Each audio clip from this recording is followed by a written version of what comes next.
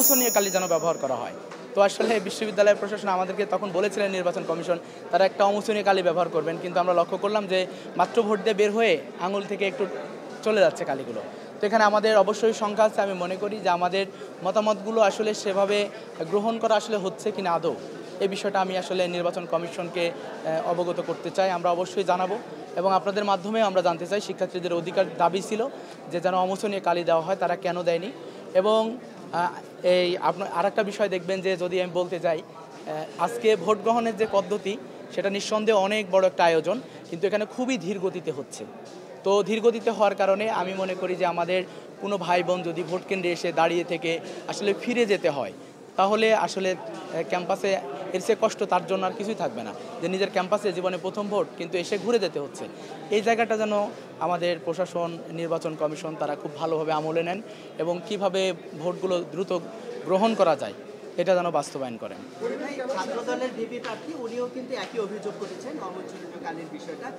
আর অন্য কোনো বিষয় এখন পর্যন্ত যে কয়েক ঘন্টা সময় অতিবাহিত হলো, আর অন্য কোনো বিষয় কি অনিয়ম বা ব্যত্যয় মনে হয়েছে? আমি এখন পর্যন্ত দুইটা বিষয়ই মনে করছি ব্যত্যয় হয়েছে বা হচ্ছে। একটা হলো অমোসনীয় কালির ব্যবহার করা হয়নি, কালি আপনারা নিজেরাই দেখলেন উঠে চলে যাচ্ছে। আর দুই নাম্বার হচ্ছে ভোট গ্রহণের পদ্ধতিটা ধীর গতি হচ্ছে। এটা কিভাবে ওভারকাম করা যায় এটা যেন নির্বাচন কমিশন অবশ্যই যেন আমলে নেন। এবং আমরা মনে করি যে একটা বিশ্ববিদ্যালয়ে নির্বাচন, এই নির্বাচনের সবাই অনেক স্মার্ট, অসম্ভব মেধাবীদের একটা নির্বাচন। এখানে যদি কোনো ধরনের প্রহসন, কোনো ধরনের মতামতকে অপেক্ষা করা হয় আসলে নির্বাচনটা প্রশ্নবিদ্ধ থেকে যায়। এই জায়গাটায় আমার মনে হয় নির্বাচন কমিশন সতর্ক হলে বেশি ভালো। বিভিন্ন কেন্দ্র থেকে নিশ্চয়ই আপনাদের কাছে খবর আসছে, আর কোনো এখন পর্যন্ত পরিবেশটা কেমন দেখছেন? আমরা আমি যত ভিপি প্রার্থী হওয়ার কারণে সবগুলো বিষয় সমন্বয় করতে হচ্ছে। এখন পর্যন্ত একটা বিষয় বারবার আসতেছে, সেটা হচ্ছে ভোট গ্রহণের পদ্ধতিটা খুবই ধীর গতি হচ্ছে। অনেকে দেখা যাচ্ছে যে আমাদের সমাজ বিজ্ঞানের এদিকে আমরা শুনলাম যে একটা বুথে এখন পর্যন্ত 1 ঘন্টা প্রায় চলে যাচ্ছে, সেখানে ভোট পড়েছে 6-7টা, মানে খুবই ধীর গতি হচ্ছে। এটা কিভাবে ওভারকাম করা যায় একটু দেখলে বেশি ভালো হবে। বিজয়ের ব্যাপারে শিক্ষার্থীদের সাড়া কেমন পাচ্ছেন? প্রশ্নটা মনে হয় নাই। আচ্ছা ভাই, আমি একটু বলি যে ছবি সহজে তো ভোটার লিস্ট রয়েছে, সেখানে এই কালির বিষয়টি কতটুকু আসলে কার্যকরী? এটা প্রশাসন বলেছিলেন যে তারা আমরাই দাবি করেছিলাম যে যেন ভোটার তালিকাটা ছবিযুক্ত হয়। তো যেহেতু ছবিযুক্ত ভোটার তালিকা হচ্ছে এটা আমরা খুবই খুশি। আমরা আরও প্রস্তাবনা রেখেছিলাম যেন অমোসনীয় কালির ব্যবহার করা হয়, তাহলে এটা আসলে একদম পরিপূর্ণভাবে শঙ্কামুক্ত হতো। দেখুন, যিনি বিশ্ববিদ্যালয়ে ফার্স্ট ইয়ারে ভর্তি হয়েছে সে কিন্তু 6 বছর আগে ভর্তি হয়েছে। তার চেহারায় অনেক কিছু দেখা যায়, তখন যখন দেখতে যতটা যেমন ছিল এখন অনেকটা ম্যাচিউর হয়ে গেছে। আমি মনে করি যে বিশ্ববিদ্যালয়, নির্বাচন কমিশন বা প্রশাসন যারা আছেন তারা এটা খুব ভালোভাবেই সমন্বয় করবেন, কিন্তু অমোসনীয় কালি প্রথম ধাপটাই যদি এরকম শঙ্কার থাকে তাহলে আসলে বলবো যে আমাদের জন্য আশার প্রতিফলন হয়নি।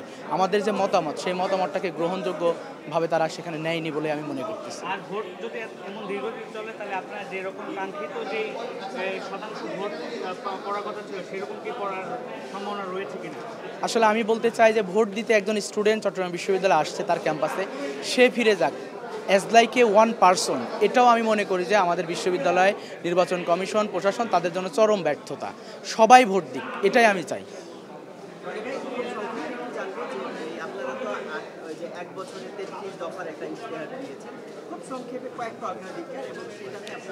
আমরা 12 মাসে 33 সংস্কার এবং 9টি ফোকাস পয়েন্ট রেখেছি।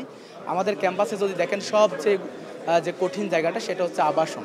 বিশ্ববিদ্যালয় অ্যাক্ট অনুযায়ী 1973 অনুযায়ী এই বিশ্ববিদ্যালয় সম্পূর্ণ আবাসিক একটা বিশ্ববিদ্যালয় হওয়ার কথা, কিন্তু এখন পর্যন্ত মাত্র 6400 জন শিক্ষার্থী আবাসনে থাকেন, বাকি কিন্তু সবাই অনাবাসিক শিক্ষার্থী হিসেবে কাউন্টেবল। তো এখানে 22,000 শিক্ষার্থী কোনোভাবেই থাকার সুযোগ নেই। আমরা এটা নিয়ে কাজ করতে 22,000 শিক্ষার্থী, তার মধ্যে প্রায় 15,000ই শহরে থাকেন। তাহলে শহর থেকে আসার জন্য যাতায়াত ব্যবস্থার উন্নয়ন দরকার।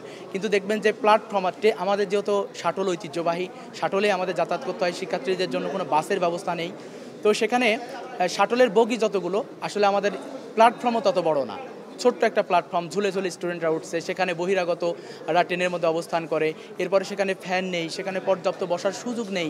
এই যে ব্যাপারটা আমার মনে হয় যে এই জায়গাটা আমাদের জন্য খুবই কষ্টের। এরপর আপনি হলগুলোতে দেখবেন যে ডাইনিংয়ে খাবারের যে মান, এই মানটা খুবই নিম্নমানের। একজন শিক্ষার্থী পড়াশোনা করে যে মানের খাবার প্রয়োজন আসলে তার চেয়ে খুবই নিম্নমানের খাবার। এরপরে আমরা ক্যাফেটেরিয়া, এরপরে আমরা যে পার্শ্ববর্তী দোকানগুলো সেখানে যে মনিটরিং একটা করার ব্যাপার এটা টোটালি নেই। এরপরে আমাদের বিশ্ববিদ্যালয় মেডিকেল, সেটাতে যে পরিমাণ সাপোর্ট দেওয়া দরকার একজন স্টুডেন্ট স্টুডেন্টকে সে ধরনের কোনো সাপোর্ট কিন্তু সেখানে নাই। আমরা দেখলাম যে বেশ কয়েকদিন যাবত এই যে আমাদের নারী শিক্ষার্থী বোনেরা যারা রয়েছে সাইবার বুলিংয়ের শিকার হওয়া, যৌন হয়রানির শিকার হওয়া এবং পতিত স্বৈরাচারের সময় কিন্তু একটা আমরা ধর্ষণের ঘটনাও চট্টগ্রাম বিশ্ববিদ্যালয়ে দেখেছিলাম।